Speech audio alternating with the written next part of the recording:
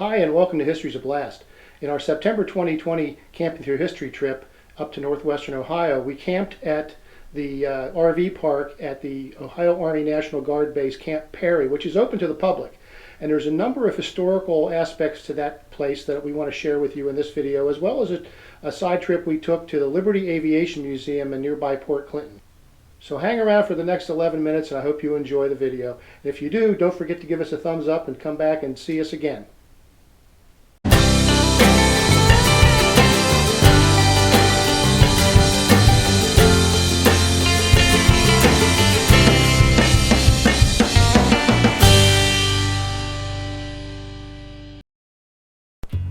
Camp Perry is located a few miles west of Port Clinton, Ohio, on State Route 2, and its gate is marked by distinctive twin stone towers. Although it is a military base, the RV park is open to the general public, probably due to Camp Perry being the northern headquarters of the federally chartered civilian marksmanship program. More on that later. Driving up the long entrance road, note the railroad track, the concrete bumpers, and the former baggage station on the left. The historical marker here highlights the importance of railroads in the base's history. Construction and military freight, inductees during 2 world wars, and German and Italian POWs beginning in 1943 through 1946 all came and went by railroad. A short distance further on, there's an outdoor equipment display, a common sight on any American military base. Let's stop for a look around. This is an anti-aircraft weapon mounted on a light tank chassis that saw combat service in Korea and Vietnam. It's nicknamed the Duster, probably because in those 2 theaters of war it saw as much if not more use against human wave infantry attacks on the ground as it did against enemy aircraft. Next door is one of 49 World War I era boxcars from the Merci train that France sent to America in 1949. Next we come to the famous Sherman tank, used in its thousands by the U.S. and all of its allies, including the former Soviet Union during World War II. And next to it is an early model M1 Abrams tank of the type that I commanded in 1985. The latest model of this tank is still in active service in the U.S. Army, making it one of the longest lived tanks in world military history. This thing is called a Sheridan, named after the Civil War United States cavalry general of the same name. It is often mistakenly called a tank because it has a turret with a gun in it, but it's made of an aluminum alloy and is barely able to stop a bullet from a heavy machine gun. Next we come to a Cobra attack helicopter, which came out late in the Vietnam War and lasted in frontline Army aviation units until the 1980s. And the old reliable Huey, a nickname that comes from its official designation, U for utility and H for helicopter model 1B, UH-1 Bravo, Huey.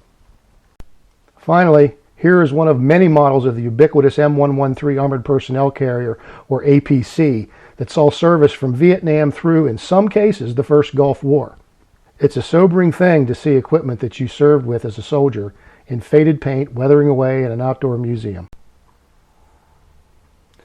The Civilian Marksmanship Program offices and store, the post exchange, and the laundromat are housed in this building. The CPA has been around since 1903. Today it is a federally chartered nonprofit that sponsors youth-oriented firearms safety and marksmanship training at 3 locations in Ohio and Alabama. It also makes refurbished antique military firearms available for sale to qualified Americans. Check their website for more information. A Stuart light tank and bronze plaque in front of the building commemorates C Company 192nd Tank Battalion, sent to the Philippines in November 1941 and destined to spend more than 3 years as prisoners of the Imperial Japanese Army. Only 39 of the company's 102 officers and men survived the war. The entrance road ends in a T intersection and the requisite flag plaza. Here there's another historical marker telling us that Camp Perry was founded in 1906 specifically for the purpose of rifle marksmanship training, and it was probably not a coincidence that this came on the heels of the civilian marksmanship program. Of course, the base's namesake is the same Commodore Perry whose victory over a British fleet during the War of 1812 is commemorated every September at Put-in Bay. The red flag means that the rifle ranges are live, as indeed they were during our stay. They are distant enough from the RV park, though, that the noise is really not a distraction, as long as you're not a late sleeper.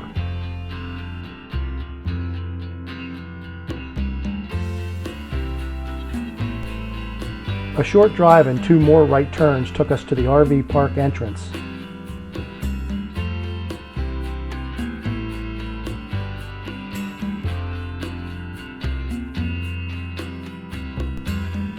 Although the RV park itself is pet-friendly, pets other than service animals are prohibited elsewhere on the base.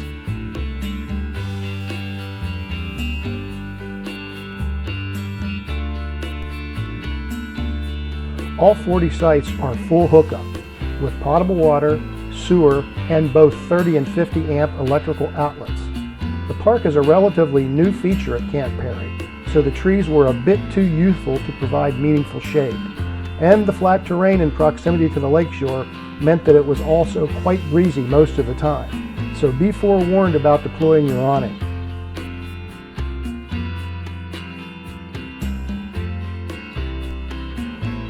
A beach with swimming area, a long fishing pier, and a group of lakeside rental cottages are in the other direction.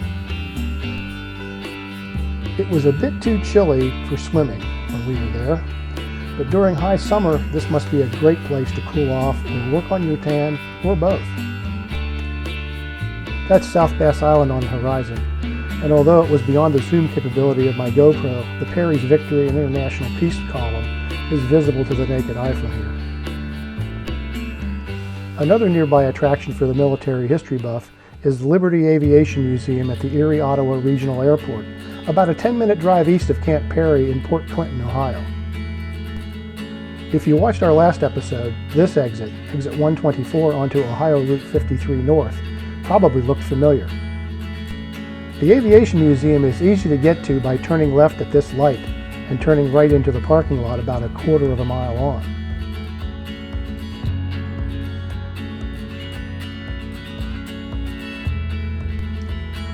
But we kind of took the back way in from Route 53, turning left just beyond the Carter Lumber Company and another left here at a sign for the museum.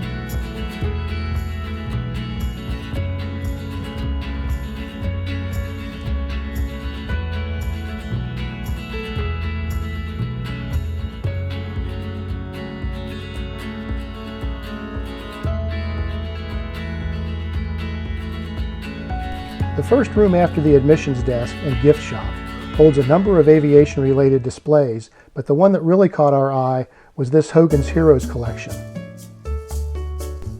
One interesting bit of holiday history noted here was that the flight jacket worn by Bob Crane as Colonel Hogan from 1965 through 71 had also been worn by Frank Sinatra, who played Colonel Ryan in the POW movie drama Von Ryan's Express, released the same year the Hogan series began. The exhibit hall beyond had a lot of open space with a number of pristine antique civilian motor vehicles lining the walls. The star of the show here, so to speak, is a fully operational Ford tri-motor passenger plane, but to earn money for restoration and maintenance of its overall collection, the museum leases it out to an operator who offers rides, so it was not in residence when we visited. Phooey! We had to settle for a rather nondescript AT-6 trainer from World War II. From here we moved across the airport to the museum's other hall, and the contrast was amazing. In addition to holding a beautiful example of the B-25 Mitchell medium bomber, one of my personal favorite combat aircraft, this place is jam-packed with ongoing projects involving American and German World War II ground equipment and a PT boat.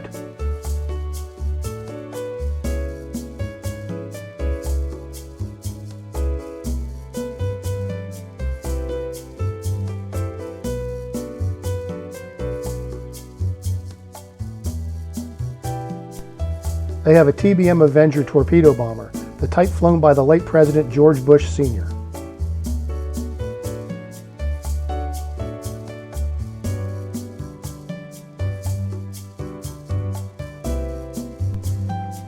This 20mm anti-aircraft gun and this twin 50 caliber machine gun mount will go into the PT-728, which is in the early stages of reconstruction in the next room. There's the bow of PT-728, And here is a late model Sherman tank beautifully restored. The M4A3E8, the Easy 8. You might recognize this tank as the model commanded by Oddball, played by Donald Sutherland in Kelly's Heroes. The adjacent room to this area holds more artifacts, some of which are related to Ohioans who served in the air during World War II. This case has memorabilia from Cadiz, Ohio native Clark Gable, who served briefly overseas during World War II, flying 5 combat missions before being ordered to return to the United States after nearly being killed on his 5th mission. Dr. Harold Brown, awarded the Congressional Medal of Honor, a career Air Force officer and later an Ohio Community College administrator, still living in Port Clinton as of 2019. Well, that's it for the Liberty Aviation Museum, except for one last thing, the Tin Goose Diner. Great traditional diner food in a traditional diner atmosphere and real milkshakes. I hope you enjoyed this video and that you'll come back for more on History's a Blast. Thanks for watching. Please click the thumbs up icon to like the video and share with your friends via email or social media. I'd love to have you subscribe, and if you do, please click the little bell icon so you'll get notifications whenever I post a new video. Goodbye.